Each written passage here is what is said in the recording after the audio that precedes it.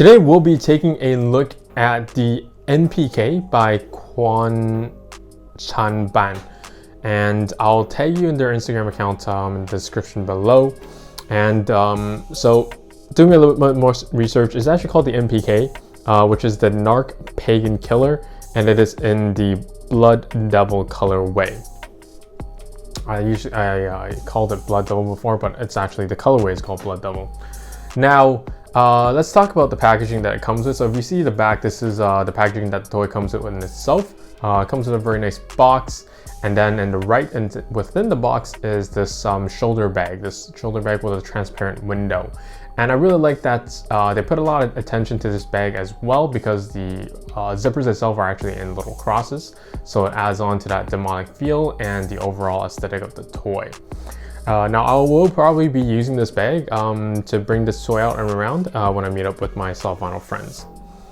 Now, looking at the toy itself, it's a very nice figure. It is a little bit taller than a real head figure, and also very girthy. So the size itself is actually perfect. I think for the width and the height and the mass of it is actually just a perfect piece.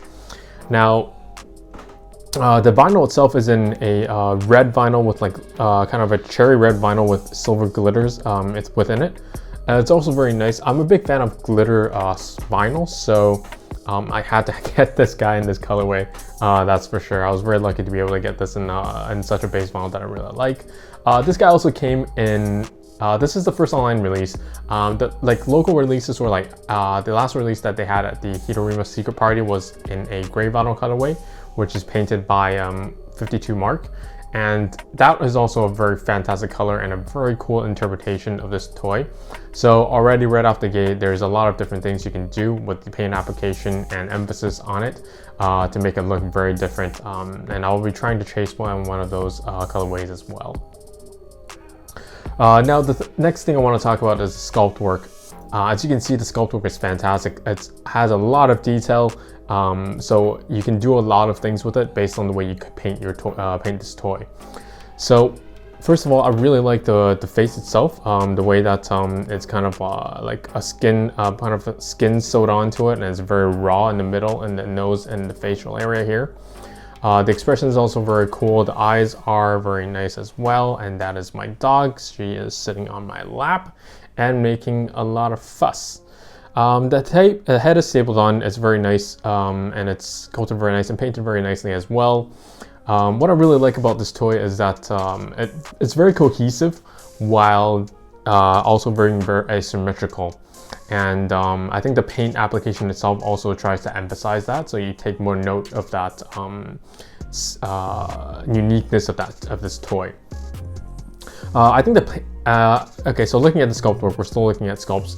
On the right side, it's a bit more uniform and a bit more standard, whereas the other side would be a bit more raw and a bit more visceral and a bit more demonic, so it feels a lot more rotten.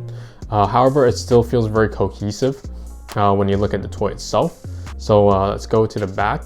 So in the back, you see it still looks very even, but when you take a look at the details within these bits, you see that it's actually very different the way it's been done.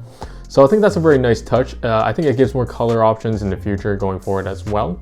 Another part that I really like about the sculpt is actually the way they did the pants, which is here. It's kind of using demon bat, the bat wings, I guess, to trying to emphasize on that. Which is also very cool. So let me show you that right now. Yeah, so in this way, the way they painted it this time around didn't really emphasize on the fact that this is a separate pants. I think that it's a very smart choice on their part for this piece, especially because how distracting the glitter vinyl would be and the color that is already on it.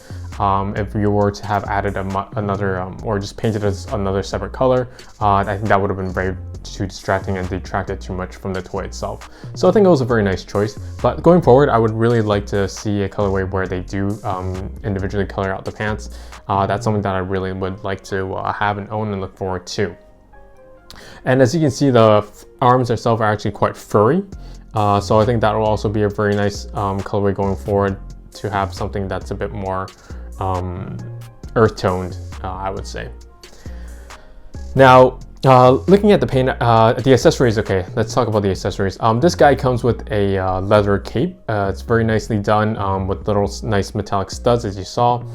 This is very cool. Emphasizes very well with the toy itself. And I've also seen the other colorway where it didn't have the cape.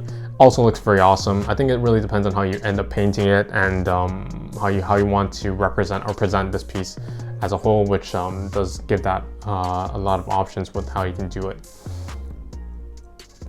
Now, let's talk about the paint work. So this paint application this time around, to be honest, is not my exact favorite, but I think they did it on purpose to kind of emphasize on the fact that this piece is asymmetrical. So as you can see here on the left side, you have the purple ears and the blue and more of a purplish face, while on the other side you have this little devil horn and it's lighter blue, which also goes with the fact that the whole sculpting, if you were to really pay attention, is really asymmetrical. So this also gives it very nice displays when you have, you know, you can take it at different angles and it looks very different. I think that's also a very nice touch. I would like to have one that's a bit more uniform or a bit more sensical in the color design, but yeah, you can't really, I'm not really going to complain about this piece because it's also really nice as well. And finally, I want to talk about the accessories. So it comes with this staff that you can hold. I'm not going to try and hold it. It's holdable and a little bit hard to get it to hold, but it's doable. Now, this is actually an arm that you can actually switch out with this arm. And it was initially, this arm was initially on there, so I just switched it off because the colors matched a little bit better, and I felt that this arm was a little bit kind of toyish versus the jagged claws that it had, so just switched it out. But the nice thing is that, you know, you have that option, and going forward, all the releases should have some sort of option, and maybe even new weapon arms, which is very nice to look forward to. Oh, two more things that I want to mention is the way that they cut the arm, the way that they angled the joints. I actually really enjoy. It is in kind of a diagonal cut, so that you have a bit more atypical posability with this guy than what you would expect with normal toys, which is also very cool and quite fresh. So I've been having a lot of fun trying to get it into all sorts of funky poses. Now finally, I want to talk about the head itself.